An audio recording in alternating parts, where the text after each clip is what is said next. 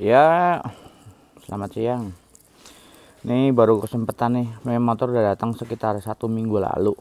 Ini saya beli naik 2 crossover untuk istri saya. Sekalian saya review nih. Ya. Sekarang saya review dari tampilan fisik dulu ya. Saya kesengsem sih, bentuknya cakep. Selera tapi ya, karena bagi sebagian orang Suzuki bentuknya aneh. Tapi saya suka nih bentuknya cakep. Kalau bicara bentuk body nih, itu yang beda hanya stang menurut saya. Kalau bentuk bodinya tuh dari depan ke belakang sama dengan Neck 2 yang biasa ya. Perbedaannya tuh hanya di stang nih. Stangnya dia speedonya digital, terus juga stangnya stang tanpa cover, stang telanjang lah kalau orang bilang. Sama dia sensor speedonya pindah ke belakang nih, ke gearbox, jadi kayak model-model motor Honda gitu ya, ya ngekor lah kalau saya bilang. Lebih dulu sih Honda pakai di situ. Nah, terus di depan ini sensor gearbox speedo hilang, jadi balik dia ikutnya ke belakang. Terus kalipernya warnanya merah, masih sama dengan Neck 2 biasa. Shock breakernya juga merah, masih sama dengan Neck 2 biasa. Joknya two tone, jadi silver sama hitam nih. Kalau biasanya kan ala-ala X-Red ya, sini doang yang silver, nih enggak, dia silvernya banyak. Terus speedonya digital, atasnya lain.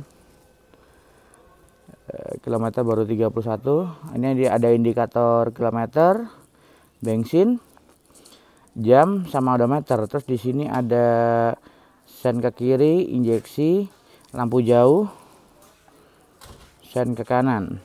Terus di sini ada buat ganti, oh ini buat trip A, trip B, voltasenya sama odometer. Kita nyalain dulu ya. Kalau ini buat apa nih? Saya nggak tahu tuh. Saya belum mengatur jamnya ya, nggak tahu juga caranya, nanti saya atur deh, saya lihat. Terus bagasinya cuma muat jas hujan ya kalau kata saya. Toolkitnya belum saya pasang. Bagasinya kecil, nggak gede. Jadi kalau beli motor ini ya harus pakai box sih kalau buat saya, karena kan saya mobilitasnya bawa barang ya. Kalau depannya decknya lega sih, 11-12 lah sama address, lega ini lega. Tapi kalau sama Fazio kalah ya, masih legaan Fazio. Mesin sama, box filter sama. Nah, untuk yang seri 2021 tuh peleknya semua udah tubeless ya. Sama Neck 2 crossover juga dia udah tubeless, yang stangnya masih sama itu loh. Kayak Neck selama itu udah tubeless dia. Bannya pakai begini nih, banyak ala-ala trail gitu, IRC GP5. Cuman saya nggak suka sama ban ini, getarannya kenceng ya kalau di jalan aspal yang halus. Dan di sini menurut saya ini ada tambahan yang berguna nih. Ini ada pelindung leher knalpot nih, karena kalau di address tuh kalau pakai celana panjang sering nih, kalau standar miring kena ini nih suka bolong itu. Lampu celana panjang suka bolong kalau kena leher yang panas. Itu lumayan berguna tuh. Oke, nggak perlu lama-lama. Oh ya, ini saya udah melakukan perubahan di lampu utamanya. Saya ganti pakai LED, dan ini pakai lampu sainya pakai hybrid. Jadi kalau hybrid itu dia jadi senja nih om kalau nyala. Terus ketika kita sen, dia jadi sen. Kalau dimatiin jadi senja lagi. Nah, sen jadi senja. Nah, saya cuma melakukan perubahan itu, sama spionnya saya pakai punya TVS Ponic, karena dia dratnya sama kayak Yamaha, jadi harus ada penambahan adapter ya. Adapternya pakai Yamaha Honda gitu. Oke, langsung nggak usah lama-lama, kita langsung tes jalan aja ya. Ya, ini saya mau tes jalan si Neck 2 crossover ini. Oh iya, saya belum review tadi bagasi depannya. Bagasi depannya sama ya sama Neck 2 biasa. Lumayan sih, gede. Cuman sayang tuh bagian depannya agak kebuka tuh. Ini kan buat jalur kabel kalau ada chargernya. Langsung aja kita tes jalan. Ini jalan yang saya lewatin sengaja, nyari jalan yang agak jelek. Sekalian tes suspensi. Karena kan kalau keseharian kita itu ya orang pakai motor begini jalurnya. Ya kalau bicara di tes di gunung ya nanti deh. Saya sih yakin ini kuat ya, cuman nggak yakin dengan tenaga aja sih, maksudnya tenaganya kuat nanjak tapi agak lemot. Kalau bicara tarikan ya sama motor saya kan sehari-hari pakainya Suzuki Address tuh. Kalau Suzuki Address dia memang lebih lemot lagi dari si Neck 2 ini. Cuman Neck 2 ini kalau sama sama Honda Beat Street kalah. Masih kenceng kan Honda Beat Street. Kalau sama Excite apalagi, Excite kan 125 cc ya. Oke, kita nggak usah bahas itu deh. Yang saya suka dari motor ini ya ini. Mesinnya halus ya, saya demen. Mesinnya bisa dikatakan lembut, lembut tarikannya dan lembut juga suaranya gitu. Tapi sayang starternya masih beletak-beledor karena masih pakai pinion, jadi nggak ada ACG atau sejenisnya, nggak ada. Kalau si Honda Beat kan dia udah ACG ya, jadi halus. Kalau si X-Ride ya walaupun dia masih dinamo tapi halus juga dia, suaranya nggak sekencang ini karena dia kalau X-Ride kan nggak model pinion gigi starternya. Kalau ini kan masih model pinion yang jeder gitu, baliknya pakai per. Impresinya kalau dibanding Neck 2 lama enak ini om, asli ini stangnya lebar dan ini dekat ke badan gitu, jadi nggak pegel kalau kata saya. Cuman sayang nih ini dia punya joknya itu masih kecil ya. Joknya sama aja sama Neck 2 lama, nggak ada bedanya. Dan menurut saya busa joknya keras ya ini ya. Walaupun kulitnya baru modelnya, tapi masih keras busa joknya. Ya mungkin solusinya kalau mau nyari lebih nyaman harus dilatek nih kayaknya nih, harus dilatek. Kalau nggak dilatek ya beginilah, udah kecil, keras pula. Tapi kalau dibandingin sama Honda Beat ya, Honda Beat dia juga kecilnya masih sama lah, 11-12 lah kalau saya bilang. Sedikit lebih lebar ini Neck 2. Kalau kerasnya sama lah. Cuman kalau Honda kalau udah lama itu lebih keras lagi. Kalau ini nggak tahu deh, saya belum coba lama. Tapi kalau masalah jok standar saya tuh pasti kasih latek kok. Cuma motor saya tuh berlatek semua. Nah, ini depan ini ada Beat nih, depan nih. Nah, dia ya mirip cuman masih lebih lebar ini sedikit nih joknya. Kalau sama Beat yang begini ya om ya, yang depan saya.